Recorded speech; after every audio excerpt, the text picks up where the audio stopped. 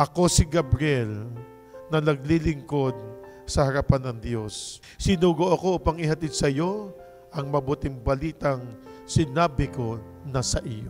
Walang imposible sa ating Panginoong Diyos. Huwag po tayong manghihinawa sa pagdarasal o pananalangin.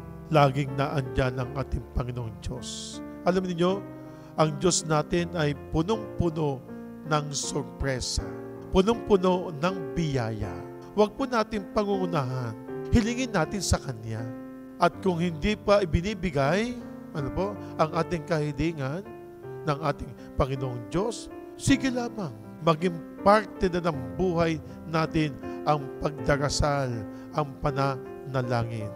Dahil ang pagdarasal, ang pananalangin ay yung patuloy natin pag-ibag-ugnayan sa ating Panginoong Diyos.